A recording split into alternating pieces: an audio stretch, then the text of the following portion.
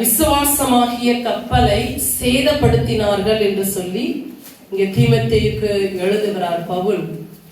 நாம் எப்ப ஆண்டவரை ஏற்றுக்கொண்டோமோ, ரட்சிக்கப்பட்டோமோ, அப்பொழுதே நாம் ஒரு விசுவாசம் என்ற ஒரு கப்பலுக்குள்ளாக நாம வந்து விட்டோம்.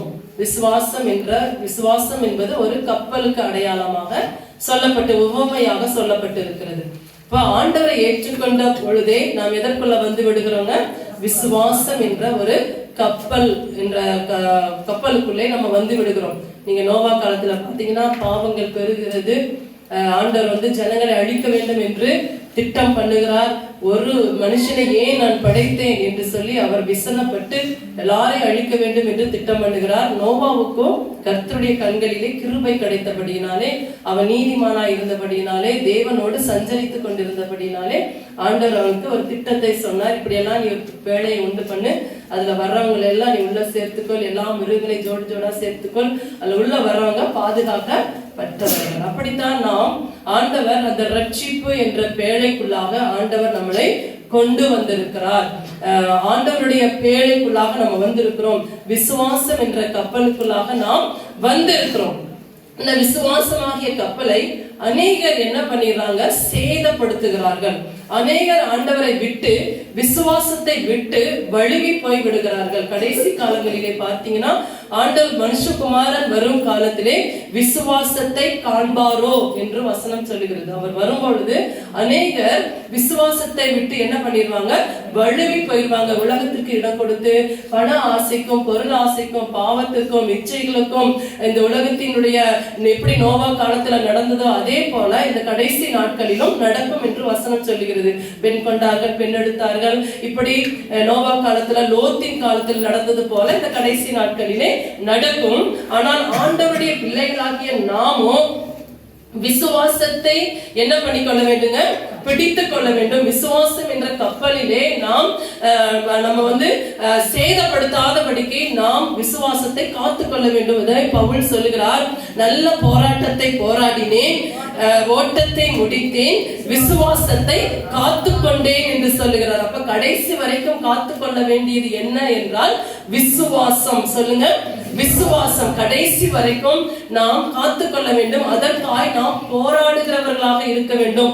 யூதாவில் பார்க்கிறோம், ஒரு முறை கொடுக்கப்பட்ட அந்த ஒப்புவிக்கப்பட்ட அந்த விசுவாசத்துக்காக நான் போராடுகிறேன் என்று சொல்லுகிறார். அப்போ நாம் விசுவாசத்திற்காக போராட வேண்டும். விசுவாசத்தை நாம் ஜெயிக்க வேண்டும். விசுவாசத்தினாலே இந்த உலகத்தை என்ன பண்ண வேண்டுங்க? நம்முடைய விசுவாசமே உலகத்தை ஜெயிக்கிற ஜெயமாய் இருக்கிறது. சொல்லுங்களேன், என்னுடைய விசுவாசமே உலகத்தை ஜெயிக்கிற ஜெயமாய் இருக்கிறது. விசுவாசத்தினாலே நாம் என்ன பண்ண வேண்டும்னா அந்த விசுவாச பாதையிலே ஓடுகிறவர்களாக, இயேசுவை நோக்கி ஓடுகிறவர்களாக, ஆண்டவர் நம்மளை எந்த நோக்கத்தோடு தெரிந்து கொண்டாரோ, அழைத்தாரோ, அந்த நோக்கத்திற்காக அவரை நோக்கி நம்ம என்ன பண்ண வேண்டுங்க? ஓடுகிறவர்களாக இருக்க வேண்டும்.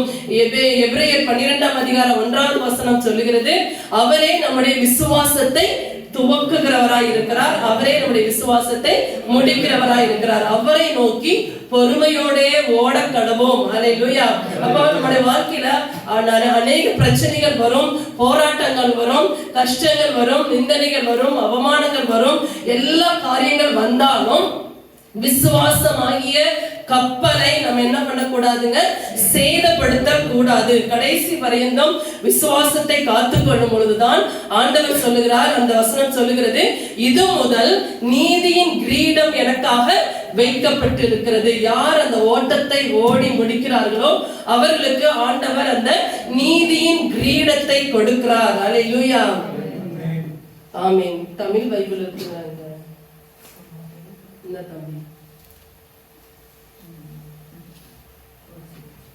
சரி, ஆண்டவர் நமக்கு என்னதை கொடுக்கிறாருங்க? நீதியின் கிரீடத்தை நமக்கு கொடுக்கிறார். ஓடி முடிக்கிறவர்களுக்கு தான் என்ன கிடைக்குங்க? நீதியின் கிரீடம் கிடைக்கும். அல்லேலூயா. பவுலுடைய வாழ்க்கையிலிருந்து ஒரு அப்போஸ்தலர் 27ஆம் அதிகாரத்துல நம்ம பவுலுடைய வாழ்க்கையில் நடந்த ஒரு சரித்திரத்தை நம்ம பார்ப்போம். பவுல் மேல குற்றம் சாட்டுகிறார்கள். பவுல் சுவிசேஷம் அறிவித்ததற்காக அவரை கைது பண்ணி அவரை கொல்ல வேண்டும் என்பதுதான் அந்த யூதர்களுடைய திட்டமாயிருந்தது. இப்போ பவுல் பல அதிகாரிகளுக்கு முன்பாக, ஆலோசனை சங்கத்துக்கு முன்பாக, அங்க இருக்கிற எல்லா அதிகாரிகளுக்கு முன்பாக நிற்கிறார், பெஸ்துக்கு முன்பாக நிற்கிறார், அகிரிப்பா ராஜாவுக்கு முன்பாக நிற்கிறார். எல்லாரும் சொல்லும் போது, அவரை விசாரிக்கும் போது பவுல் கிட்ட ஒரு குற்றமும் காணப்படவே இல்லை. சுவிசேஷம் அறிவித்ததை தவிர பவுல் கிட்ட எந்த ஒரு குற்றமும் கண்டுபிடிக்க முடியாத அளவுக்கு அவர் தேவனுக்கு முன்பாகவும் மனிதர்களுக்கு முன்பாகவும் பிரியமாய் நடந்து கொண்டார் என்று வசனம் சொல்லுகிறது. அல்லேலூயா. அப்போ அந்த ராஜாக்கள், அந்த அதிகாரிகள் எல்லாம் என்ன பண்றாங்க, எப்படியாவது இவரை சிறைச்சாலையில போட்டு இவரை கொல்லணும், சிறைச்சாலை பண்ணணும். இவர் தேசத்தை எல்லாத்தையும் கலகம் பண்ணி கொண்டிருக்கிறார், எல்லாத்துக்கும் சுவிசேஷம் அறிவிக்கிறார். அவர் எருசலேம் தொடங்கி ரோம் வரைக்கும் எல்லா இடங்களிலும் சபைகள் கட்டப்பட்டு கொண்டிருக்கிறது. இந்த பவுலை எப்படியாவது சிறையில போடணும் என்று சொல்லி அவங்க விசாரணை பண்ணும்போது பவுல் சொல்லுகிறார், நான் ராயனுக்கு அபயம் விடுகிறேன் என்று சொல்லுகிறார். அப்ப அந்த கடைசியில விசாரித்ததான அகிரிப்பா என்ற ஒரு ராஜா, நீ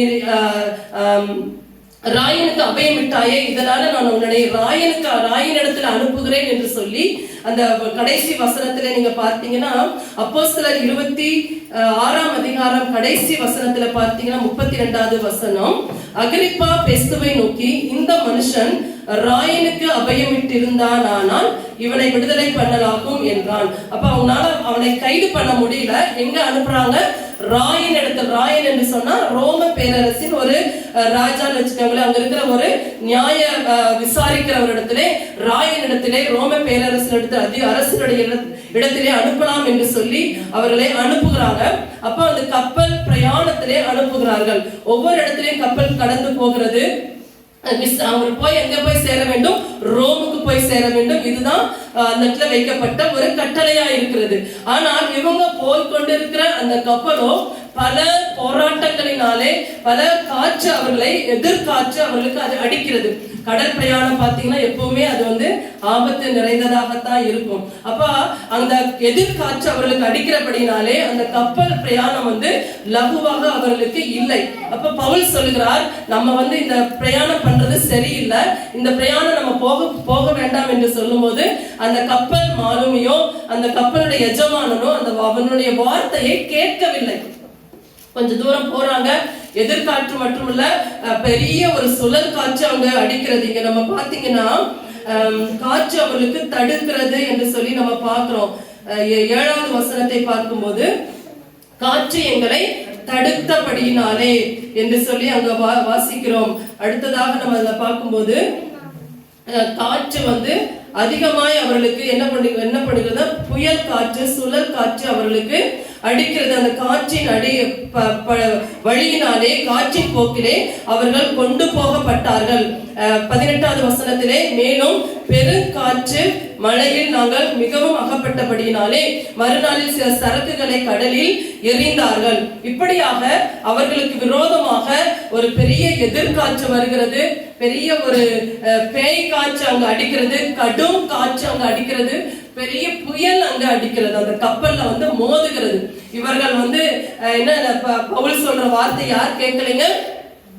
இந்த 100க்கு அதிபதி 11வது வசனம் சொல்லுகிறது, 100க்கு அதிபதி பவுலினால் சொல்லப்பட்டவைகளை பார்க்கிலும் மாலுமியையும் கப்பல் எஜமானனையும் அதிகமாய் நம்பினான். இப்ப பவுல் சொல்றாரு, இந்த பிரயாணம் நமக்கு சரியில்லை, நம்ம இந்த பிரயாணம் போக வேண்டாம். ஆனால் அவர்கள் பவுலுடைய வார்த்தையை கேட்காதபடிக்கு கொஞ்சம் தூரம் போகும்போது நல்லா தான் இருக்கிறது. கொஞ்சம் தூரம் காத்து அடிக்கல, தென்றல் மெதுவாகத்தான் அடிக்குது. அப்ப சொன்னாங்க, நாங்க சொன்னது கைகூடி வந்தது என்று சொல்லி அவர்கள் என்ன நினைத்துக் கொள்றாங்க? பரவாயில்ல, பேச்ச கேட்டுதான் நம்ம என்ன ஆயிருப்போம், நம்ம அங்கேயே நின்று இருப்போம். ஆனா நம்ம போனங்காட்டிதான் காற்று எப்படி இருக்குதுங்க? தென்றல் அடிக்குது, காற்று நல்லா அடிக்குது நினைத்தாங்க. ஆனா கொஞ்ச நேரத்துல பெரும் காற்று அடிக்கிறது, பெரும் புயல் அடிக்கிறது, பெரும் மழை அடிக்கிறது. அந்த கப்பல்ல இருக்கிற பெரிய பெரிய தளவாடங்கள், அதை ஓட்டுகிற அந்த பெரிய பெரிய இரும்பு பொருட்கள் எல்லாம் தூக்கி என்ன பண்றாங்க? கடலுக்குள்ள போடுறாங்க. அப்படியாவது அது வெயிட் கம்மியாகும் சொல்லி பெரிய சரக்குகளை எல்லாம் கடலிலே எறிந்தார்கள். 18வது வசனம் சொல்கிறது, மறுநாளில் சில சரக்குகளை கடலில் எறிந்தார்கள். மூன்றாம் நாளிலே கப்பலின் தளவாடங்களை எங்கள் கைகளினாலே எடுத்து எறிந்தோம். இப்படியாக அவங்க பல அதாவது என்ன சொல்றாங்க, நெருக்கத்தின் வழியாக போறாங்க. அவங்களுக்குள்ள இனி எப்படி தப்பி பிழைப்போம்ங்கிற நம்பிக்கை அவர்களுக்கு இல்லாமல் போய்விட்டதாம். 31வது வசனம் சொல்லுகிறது, பவுல் 100க்கு அதிபதியையும் சேவகரையும் நோக்கி, இவர்கள் கப்பலில் இராவிட்டால் நீங்கள் தப்பி பிழைக்க மாட்டீர்கள். இன்னொரு வசனத்துல பார்க்கிறோம், அவர்களுக்கு தப்பி பிழைப்போம் என்கிற நம்பிக்கை அவர்களுக்கு இல்லாமல் போயிற்று. 20வது வசனம், அநேக நாளாய் சூரியனாவது நட்சத்திரங்களாவது காணப்படாமல் மிகுந்த பெருங்காற்று மழையும் அடித்துக் கொண்டிருந்தபடினாலே இனி தப்பி பிழைப்போம் என்கிற நம்பிக்கை முழுமையும் அற்று போயிற்று. அவர்கள் இனி அவங்களுக்குள்ள என்ன இல்லைங்க, இனி நம்ம பிழைக்க மாட்டோம், இனி கடல்ல மூழ்கிறது தான் வேற வழியே இல்லை அப்படின்னு சொல்லி அவங்களுக்கு இருந்த எல்லா நம்பிக்கையுமே போயிருச்சு எல்லாம். ஏன்னா அப்போ அந்த அளவுக்கு கிட்டத்தட்ட 14 நாட்களாக என்ன இல்லையாமா, சூரியன் இல்லை. 14 நாட்களாக சந்திரனை அவங்க நட்சத்திரங்களை அவர்கள் பார்க்கல, ஒரு வெளிச்சம் இல்ல. அவங்க கொண்டு வந்தது எல்லா பொருட்களையும் அவங்க என்ன பண்றாங்க, கீழே தூக்கி போடுறாங்க. அந்த 14 நாட்களாக அவங்க ஒன்றுமே சாப்பிடல. நினைத்து பாருங்க, அவங்க உயிரை கையில பிடிச்சிட்டு இருக்கிறாங்க. கப்பல் பிரயாணம் போறவங்க இவ்வளவு பெரிய பிரச்சனைக்குள்ளாக அவங்களுக்குள்ள வரும்போது அவங்களுக்குள்ள எல்லாருமே நீ மடிந்துதான் போக போறோம், இனி எல்லாமே செத்துதான் போக போறோம், இனி நம்ம பிழைக்க மாட்டோம் என்று சொல்லி அவர்கள் என்ன பண்றாங்க, எல்லாத்தையும் தூக்கி போட்டு சாப்பிடாமல் இருந்தார்களாம். நினைத்து பாருங்க, ஒரு நாள் வெயில் வராம இருந்ததே நமக்கு எவ்வளவு கஷ்டம். அது கடல்ல இருக்கும் போது இவ்வளவு புயல் அடிக்கும் போதும் காற்று அடிக்கும் போதும் அந்த சுழல் காற்றெல்லாம் சாதாரண ஸ்பீட்ல வராது. 250 கிலோமீட்டர் ஸ்பீட்ல வந்து அடிக்கும் போது காரெல்லாம் அடிச்சுட்டு போயிடும். நம்ம எவ்வளவு புயல் காற்றெல்லாம் நம்ம பார்க்கிறோம். வெளிநாடுகள் எல்லாம் பாத்தீங்கன்னா அந்த சுழல் காற்று வந்துச்சுன்னா அந்த மேல இருக்கிற அந்த சதறு எல்லாத்தையும் என்ன பண்ணிருங்க, அடித்து கொண்டு போகிறது. அது போல அந்த சூழ்நிலையிலே அங்க அந்த கப்பல்ல இருந்தவங்க 276 பேர் இருக்கிறாங்க. அந்த அத்தனை பேரும் இனி, அதாவது ஒருவர் தவிர, பவுலை தவிர, பவுலுக்கு மட்டும்தான் என்ன இருக்கிறதுங்க, விசுவாசம் இருக்கிறது. எப்படினாலும் நான் எங்க போய் நிக்கணுங்க, ராயனுக்கு போய் நிற்பேன். ஆண்டவர் சொல்லிட்டாரு, ராயனுக்கு முன்னாடி போய் நான் என்ன பண்ணுவேன், சாட்சி சொல்ல வேண்டும் என்று ஆண்டவர் முதலே தரிசனத்தை கொடுத்தார். மறுபடியும் தரிசனத்தை கொடுக்கிறார். நீங்க பாத்தீங்கன்னா அவர்களுக்கு சொல்றாரு 22வது வசனம், ஆகிலும் திடமனதாய் இருங்கள் என்று இப்பொழுது உங்களுக்கு தைரியம் சொல்லுகிறேன், கப்பல் சேதமே அல்லாமல் உங்களில் ஒருவனுக்கும் பிராண சேதம் வராது. ஏனென்றால் என்னை ஆட்கொண்டவரும் நான் சேவிக்கிறவருமான தேவனுடைய தூதனானவர் இன்று ராத்திரியிலே என்னிடத்தில் வந்து நின்று, பவுலே பயப்படாதே, நீ ராயனுக்கு முன்பாக நிற்க வேண்டும், இதோ உன்னுடனே கூட யாத்திரை பண்ணுகிற யாவரையும் தேவன் உனக்கு தயவு பண்ணினார் என்றார். அப்ப அந்த முந்தின நாள் ராத்திரியிலேயே யார் வந்து தரிசனம் கொடுக்கிறாருங்க, ஒரு தேவ தூதன். ஆண்டவரே அனுப்புகிறார். தேவதூதன் வந்து சொல்றாரு, நீ ராயனுக்கு முன்னாடி நிக்கணும், உன் நிமித்தமாக உன்னை சுற்றி இருக்கிற ஜனங்களையும் நான் என்ன பண்ணுவேன், காப்பாற்றுவேன், உன் சுற்றி இருக்கிறவர்களுக்கும் தயவு பண்ணுவேன் என்று சொல்லுகிறார். அல்லேலூயா.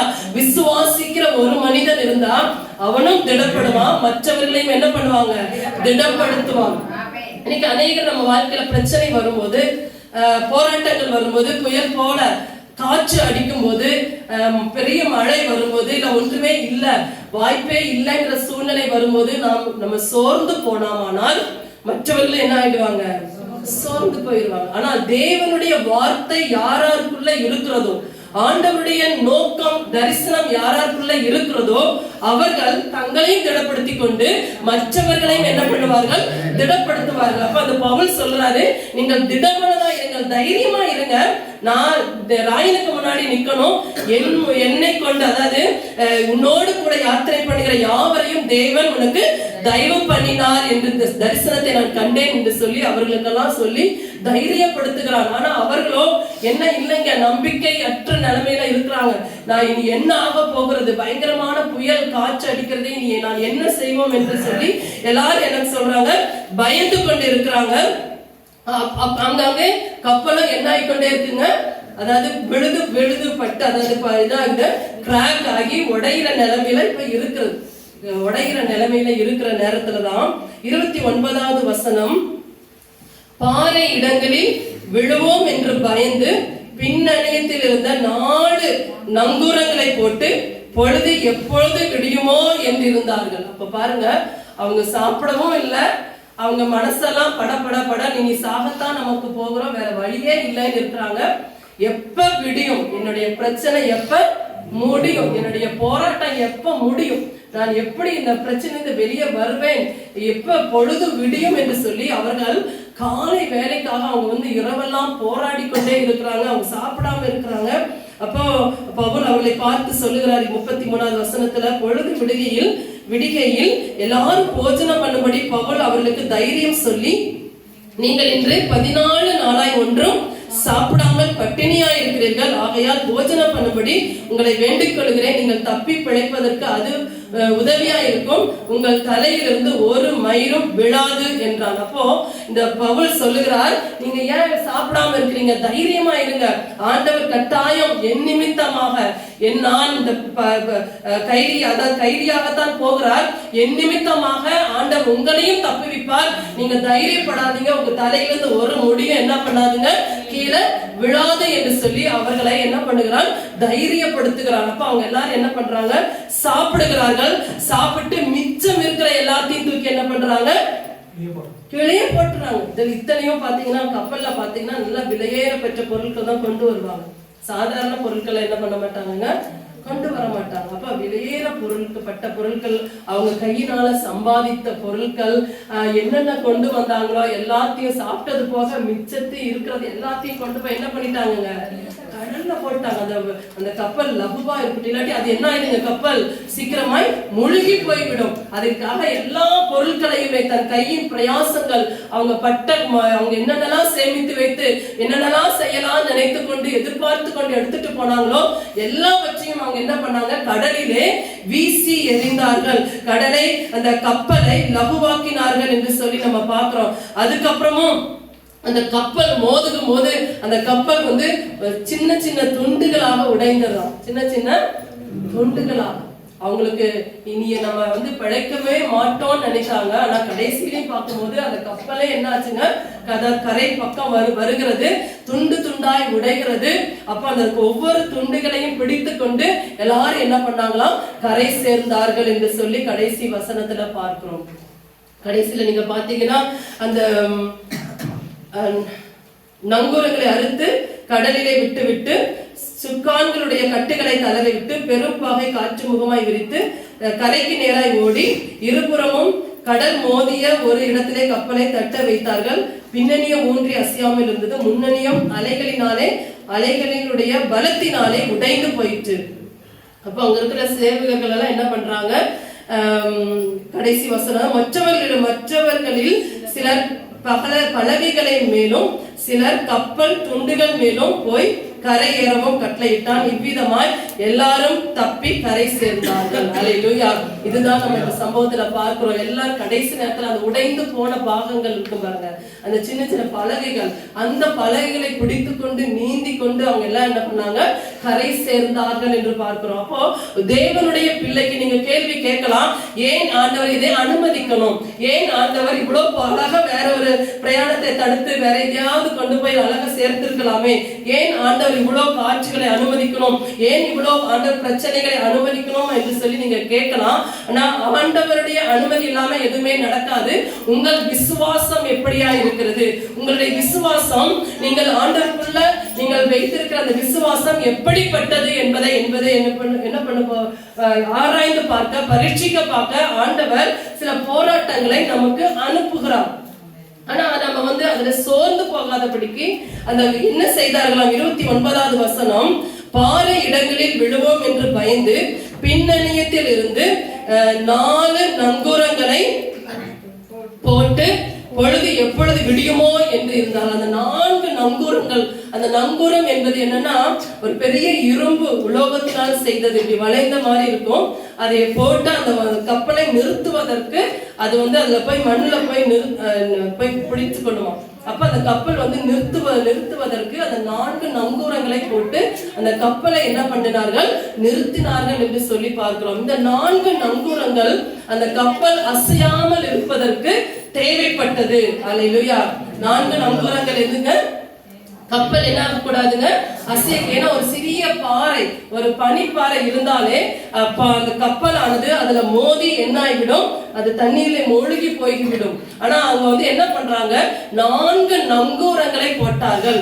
நங்கூரங்கள் என்பது எப்படின்னா ஒரு பெரிய இப்படி வளைவான ஒரு இரும்பு உலோகமா இருக்கும், பெரிய வெயிட் உள்ளதா இருக்கும். அது அப்படியே அந்த கரையில போகும்போது அந்த மண்ணுக்குள்ள போய் அது புதைந்து அந்த கப்பலை வந்து அசையாமல் நிறுத்துவதற்கு அதை பயன்படுத்துவார்களாம். அப்படி அதை என்ன பண்ணார்கள், நிறுத்தி அந்த கப்பல் கொண்டு வந்து நிறுத்துவதற்கு அதை கீழே தூக்கி போட்டாங்க. கடைசியில பார்க்கிறோம் அதையும் அறுத்து என்ன பண்ணிட்டாங்களாமா, கடலிலே போட்டார்கள். அப்படின்னா அவ்வளோ பிரயாசங்கள், தன் செய்த எல்லா பிரயாசங்களையும் என்ன பண்ணாங்க, கடலிலே போட்டார்கள். ஆனால் என்ன தப்பினதுங்க, உயிர் தப்பினது. எல்லாருக்கும் என்ன தப்பினதுங்க, உயிர் தப்பினது. அப்போ நம்முடைய வாழ்க்கையில வருகிற பிரச்சனைகளையும் போராட்டங்களையும் கஷ்டங்களையும் பார்த்து நாம் என்ன ஆகக்கூடாதுங்க, சோர்ந்து போகக்கூடாது. ஆபத்து காலத்திலே சோர்ந்து போவாயானால் உன் பலன் குறுகினது என்று ஆண்டோட வார்த்தை சொல்லுகிறது. பிரச்சனை இல்லாம யாருக்குமே இல்லை, பாடுகள் இல்லாம யாருக்கும் இல்லை. இன்னைக்கு நமக்கு வந்து நினைக்கிறோம், ஆண்டவர் எனக்கு ஒண்ணுமே செய்யல, எனக்கு வந்து பல பிரச்சனைகள் வழியாக நான் கடந்து போறேன். ஆனாலும் எதை விட்டு விடக்கூடாதுங்க, விசுவாசத்தை விட்டு விடக்கூடாது. அல்லேலூயா. இந்த 4 நங்கூரங்கள் என்ன என்ன என்று சொல்லி உங்களுக்கு முன்பாக நான் வைக்க விரும்புகிறேன். முதல் நங்கூரம் எதற்கு அடையாளமாக என்றால் தேவ பிரசன்னத்துக்கு அடையாளமாக இருக்கிறது. என்னதுங்க, முதல் நங்கூரம் என்னதுங்க, தேவ பிரசன்னம். ஏன்னா பவுலுக்கு யார் வந்து சொன்னா, தேவன் தரிசனமானார். அல்லேலூயா. ஆண்டவர் சொன்னார், நான் உன்னை விட்டு விலகுவதும் இல்லை, உன்னை கைவிடுவதும் இல்லை என்பது தேவன் நமக்கு கொடுக்கிற ஒரு தேவ வார்த்தையாக இருக்கிறது. ஆண்டவர் சொன்னார், நீங்க சகோதரி காணிக்கை வசனம் சொன்னாங்க, வருஷத்தின் துவக்கம் முதல் கொண்டு வருஷத்தின் முடிவு பரியந்தம் ஆண்டவருடைய கண்கள் நம்மளை நோக்கி பார்த்து கொண்டே இருக்கிறது என்று வசனம் சொல்லுகிறது, உபாகமம் 11ஆம் அதிகாரத்துல. அப்போ வருஷத்தின் துவக்கம் முதல் வருஷத்தின் கடைசி வரைக்கும், அப்ப நமக்கு எவ்வளவு பிரச்சனைகள் வழியாக நம்ம போறோம், எவ்வளவு கஷ்டங்கள் வருகிறது, புயல் அடிக்குது, கஷ்டம் வருகிறது. ஆனா அதன் மத்தியிலையும் அந்த தேவ பிரசன்னத்தை நம்ம என்ன பண்ணக்கூடாதுங்க, இழந்து தளர்ந்து போய் விடக்கூடாது. நாம் ஆண்டவரை விட்டு விலகி விடக்கூடாது. ஆண்டவரை முதல்ல நம்ம வைக்கும் பொழுது, ஆண்டவர் தேடும் பொழுது அவரை கண்டடைவோம் என்று வசனம் சொல்லுகிறது. நம்ம தேடுகிறதை விட்டு விட்டால் அவரும் என்ன பண்ணுவாராமா, விட்டு விடுவார். 2:15 நீங்க வாசிக்கலாம். நீங்க தேடினீர்களானால் ஆண்டவர் உங்களுக்கு கண்டடைவீர்கள், நீங்கள் விட்டு விட்டீர்களானால் அவரும் உங்களை விட்டு விடுவார். அப்ப தேவ பிரசன்னம் தான் முதல் ஒரு நங்கூரமாக இருக்கிறது. அல்லேலூயா. அந்த நங்கூரம் என்பது அந்த கப்பல் கீழே விழாதபடிக்கு நிறுத்தி வைக்க, அசையாமல் நிறுத்தி வைக்கக்கூடிய ஒரு உலோகம் தான் அந்த நங்கூரம். அப்ப முதல் என்ன அப்படின்னா தேவ பிரசன்னம். சொல்லுங்க, அப்ப தேவ பிரசன்னத்தை விட்டு நம்ம என்ன பண்ணக்கூடாதுங்க, விலகி போகக்கூடாது. இதனாலதான் தைரியமா சொன்னாரு, நான் அங்க போய் நின்னு அவரை குறித்து என்ன பண்ணி ஆகணுங்க, சாட்சி கொடுக்க போனோம். அந்த அரசருக்கு முன்னாடி போய், ராயனுக்கு முன்னாடி போய், நான் ஆண்டவரை குறித்து நான் சுவிசேஷத்தை நான் சொல்ல போகிறேன், சாட்சியை நிறுத்த போகிறேன் என்று தைரியமாய் பவுல் சொன்னதுக்கு காரணம் என்னன்னா, தேவ பிரசன்னத்தினாலே அவர் நிறைந்திருந்தார். அல்லேலூயா. மோசே ஜெபிக்கும் போது சொன்னார், ஆண்டவரே பாதி தூரம் வந்துட்டாங்க. யாத்திரா 33ஆம் அதிகாரத்துல பார்க்கும்போது, ஆண்டவரே நீர் எங்களோடு கூட வராவிட்டால் எங்களை இங்கிருந்து முன்னாடி என்ன பண்ணாதீங்க, கொண்டு செல்லாதிருக்கும். எதினாலே நாங்கள் விசேஷித்தவர்கள் என்று அறிவோம், நீர் எங்களோடு கூட இருப்பதினால. அப்ப எவ்வளவு போராட்டம் வரலாம், பிரச்சனைகள் வரலாம், காற்று அடிக்கலாம், உங்களுக்கு விரோதமாய் ஜனங்கள் எழும்பலாம். ஆனா ஆண்டவர் உங்களோடு கூட இருக்கிறார் என்ற அந்த பிரசன்னம் உங்களுக்குள்ள இருந்துட்டா யாரும் உங்களை அசைக்கவே முடியாது. அல்லேலூயா. உங்களை யாரும் அசைக்க முடியாது. அப்படிப்பட்ட அந்த தேவ பிரசன்னத்தினாலே நீங்க நிரம்பணும் அப்படின்னா தேவனுக்கு முதல் இடம் கொடுக்கணும். முதல் இடம் எல்லாவற்றிலையும் ஆண்டவரை தேடணும். ஃபர்ஸ்ட் ஆண்டவரே நீர் இந்த காரியத்துல நம்முடைய பிரசன்னம் இருந்தாதான் எனக்கு நான் அடுத்த ஸ்டெப் எடுத்து வைப்பேன். ஒரு திருமண காரியமா இருக்கட்டும், ஒரு பிள்ளைகளுடைய காரியமா இருக்கட்டும், ஒரு வேலையா இருக்கட்டும், நீங்க எதை செய்தாலும் ஆண்டவர் சொன்ன, ஆண்டவரே உடைய பிரசன்னத்தினால என்னை நிரப்புங்க, உடைய பிரசன்னம் எனக்கு வேணும், நீர் உடைய சமூகம் எனக்கு வந்தாதான் நான் போவேன், இதை நான் செய்வேன் என்று நீங்கள் ஆண்டவருக்கு முதலிடம் கொடுக்க வேண்டும். அதனால ஆண்டவர் சொன்னாரு, என் சமூகம் உனக்கு முன்பாக செல்லும், நான் உனக்கு இளைப்பாறுதல் கட்டளை இடுவேன். அல்லேலூயா. அப்ப ஆண்டவர் நமக்கு இளைப்பாறுதல் கட்டளை இடணும். ஆண்டவருடைய சமூகம் நமக்கு முன்பாக என்ன பண்ணணுங்க?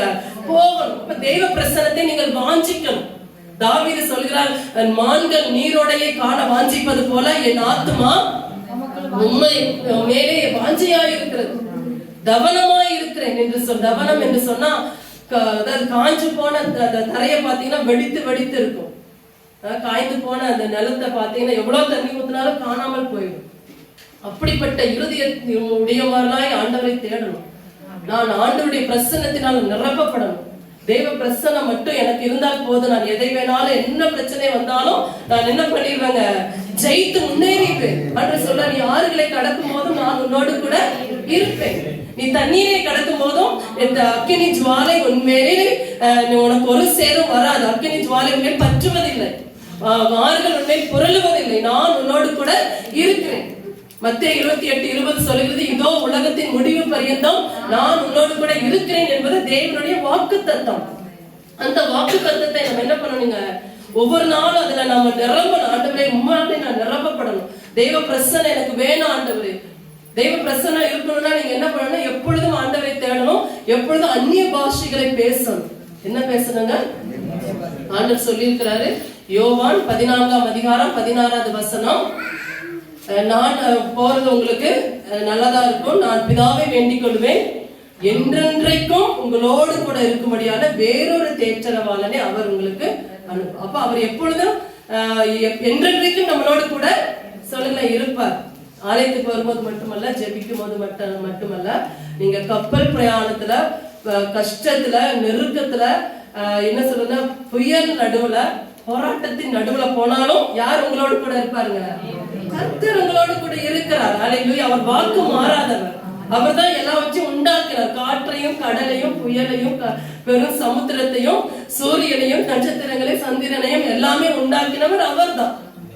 அப்ப அவர் நம்மளோடு கூட இருக்கும்போது எதிர்காட்சி எவ்வளவா அடிக்கலாம், புயல் காட்சி எவ்வளவு வேணாலும் அடிக்கலாம், கடும் காட்சி எவ்வளவு வேணாலும் அடிக்கலாம். ஆனா நீங்க எதை குறித்து என்ன பண்ண மாட்டீர்கள்? பயப்பட மாட்டீர்கள். அல்லேலூயா. அந்த தெய்வ பிரசன்னம் என்பதை நீங்கள் ஒவ்வொரு நாளும் நடக்கும் போதும் நீங்கள் அந்நிய பாஷைகளை பேசணும். என்ன பேசணுங்க? பாத்திரம் கழுவும் போதும் அந்நிய பாஷைகளை பேசணும். துணி துவைக்கும் போதும் அந்நிய பாஷைகளை பேசணும்.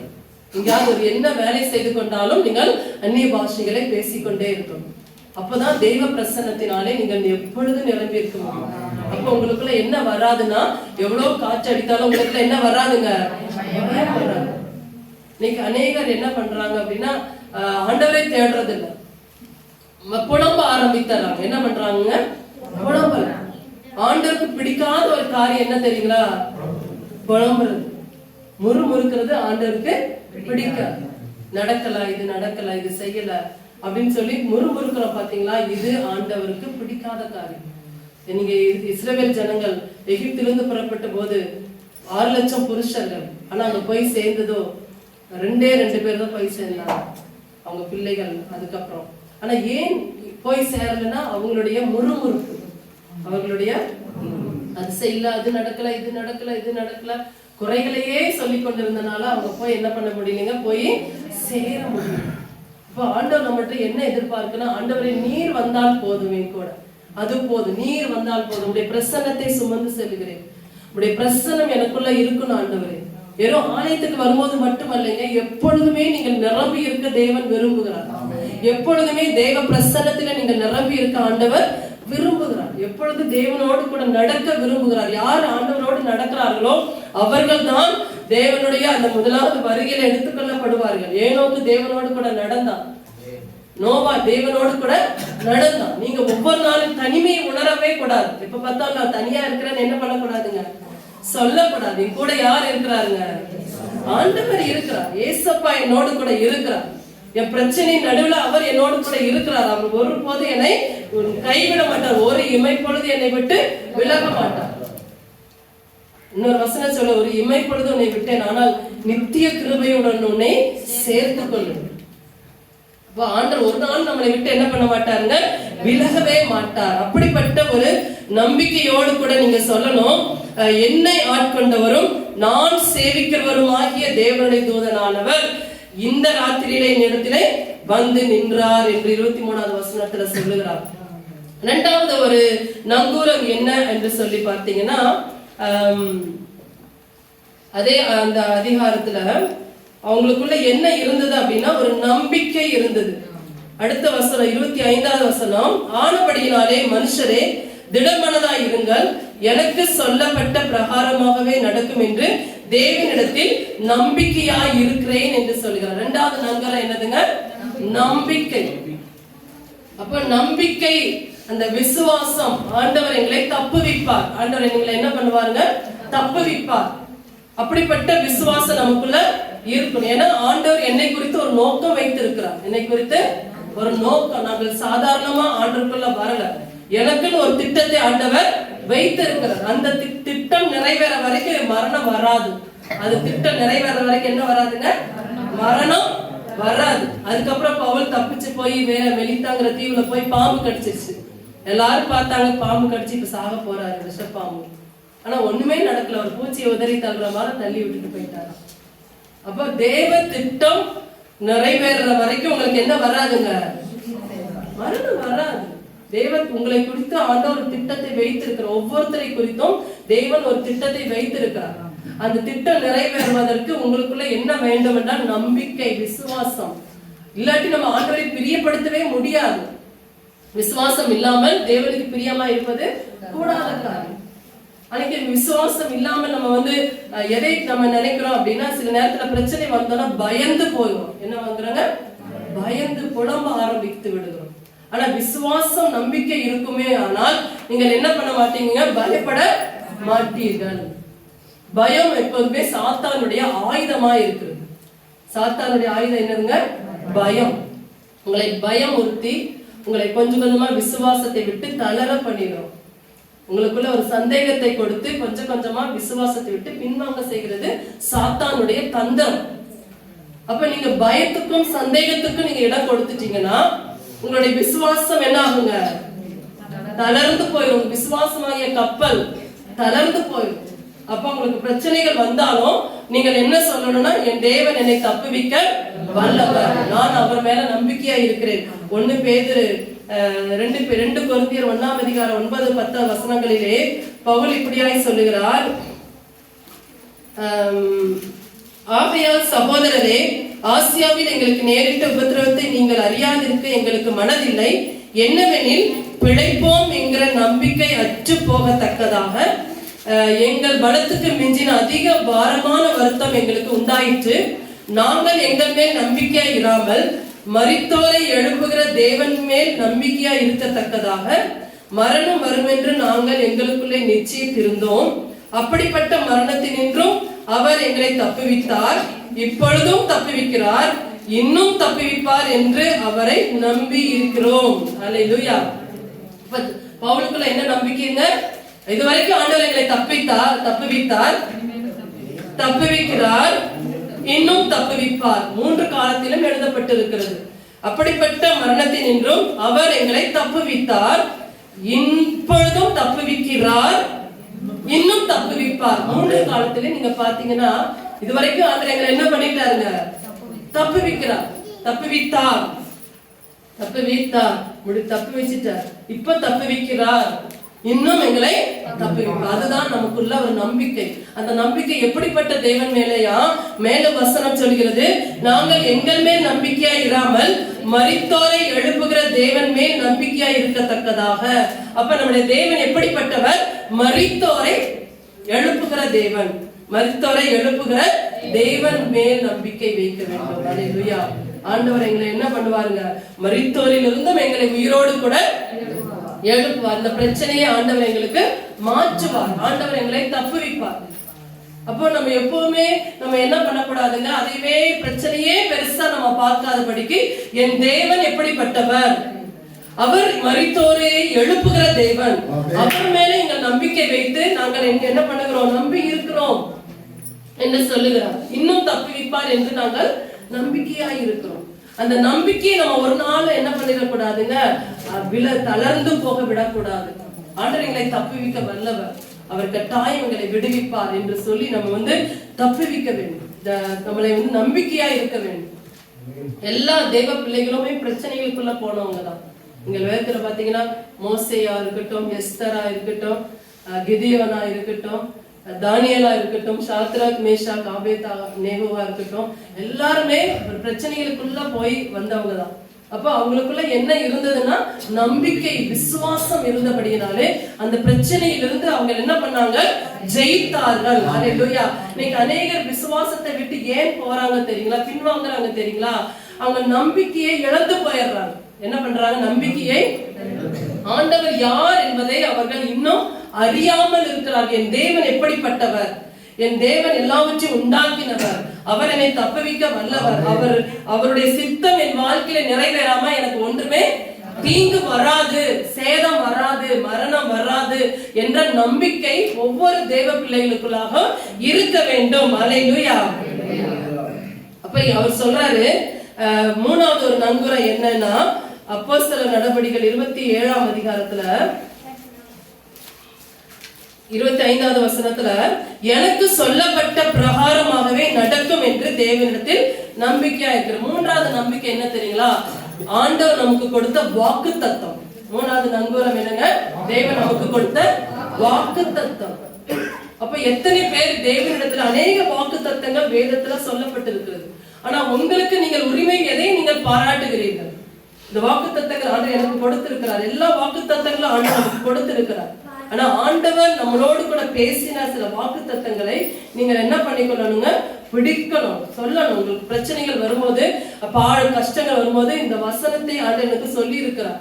இந்த வசனத்தை சொல்லப்பட்ட பிரகாரமாகவே எனக்கு நிறைவேறும், நடக்கும், எனக்கு சொல்லப்பட்ட பிரகாரமாகவே நடக்கும் என்று அவன் என்ன பண்றான், நம்பிக்கையா இருந்தான், விசுவாசத்தோடு படுங்க. அப்ப தேவனுடைய வார்த்தையை நீங்கள் என்ன பண்ணணுங்க, பிடிக்க வேண்டும். தேவனுடைய வார்த்தையை நீங்கள் வாயினாலே அறிக்கை செய்யும் பொழுது அந்த வார்த்தையில பலன் ஆண்டவர் உங்களுக்கு தருகிறார்.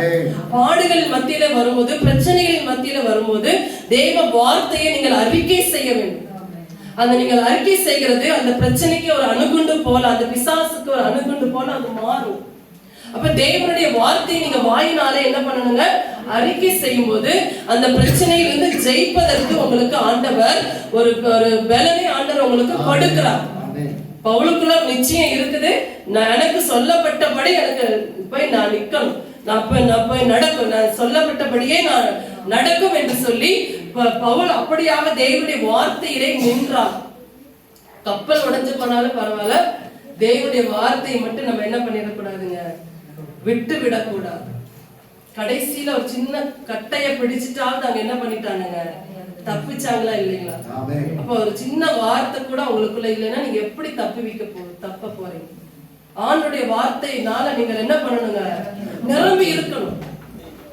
தேவனுடைய வார்த்தையினால நீங்க நிரம்பினாதான் அந்த வார்த்தை உங்களை நிலைநிறுத்தும். அதுதான் உங்களுக்கு நங்கூரம், அதுதான் உங்களை அசையாமல் நிறுத்தக்கூடியது. என்னன்னா தேவனுடைய வார்த்தை. இந்த ஆண்டுல துவக்கத்திலிருந்து இது வரைக்கும் எவ்வளவு வசனத்தை நீங்க படித்திருக்கிறீங்க? ஒரு முறை ஆகிலும் வாசித்திருக்கிறீங்களா? வாசித்திருக்கீங்க. சகோதரி அவர்களுக்கு நன்றி. கரங்களை தட்டி செந்தமிழ் சேவை சிஸ்டர் ஒரு முறை வேதத்தை வாசித்திருக்கிறாங்க. அப்போ நம்ம வேதத்தை நம்ம ஒரு முறை கூட நம்ம வாசிக்க விட்டால் நமக்குள்ள எப்படி நம்ம நிலைத்து நிற்க போகிறோம்? எப்படி பிரச்சனைகளின் மத்தியிலே நம்ம நிலைத்து நிற்க முடியும் சொல்லுங்களேன்? இந்த வார்த்தை தானே நம்மளை நிலை நிறுத்துகிறது.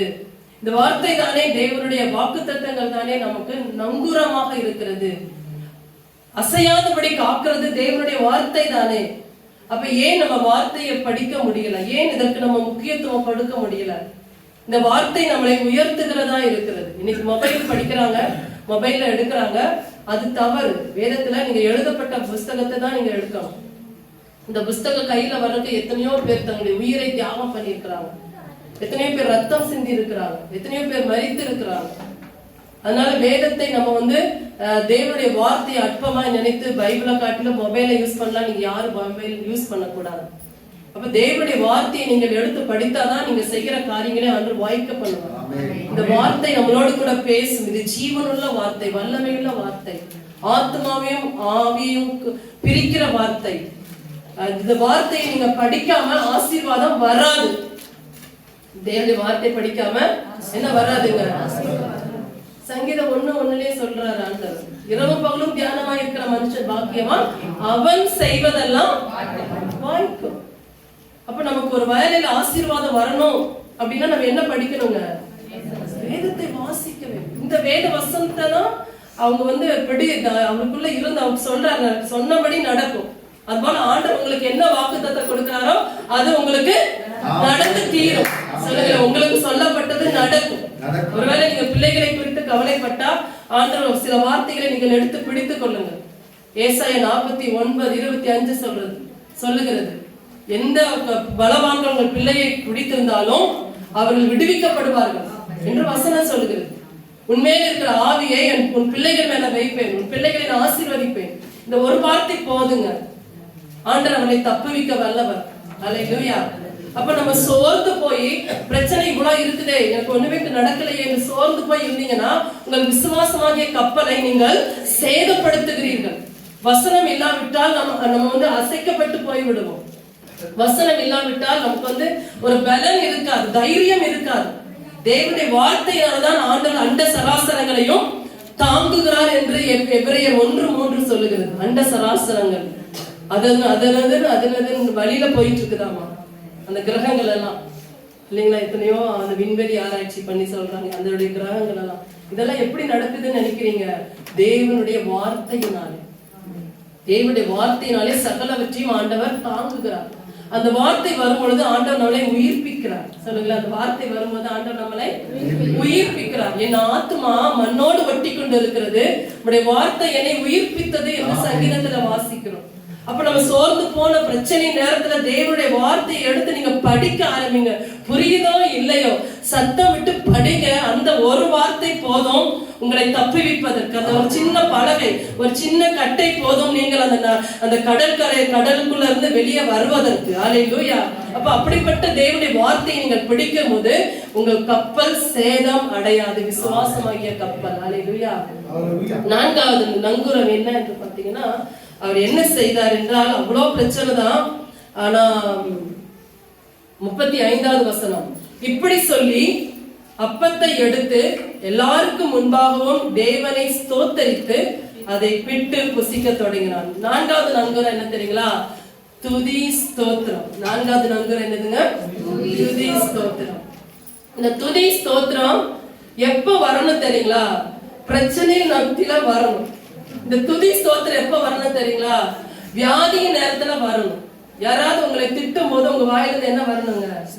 ஸ்தோத்திரம் வரணும். ஒண்ணுமே இல்லாம நேரத்துல என்ன வரணுங்க? ஸ்தோத்திரம் வரணும். உங்களுக்கு போராட்டங்கள் வர நேரத்துல என்ன வரணுங்க?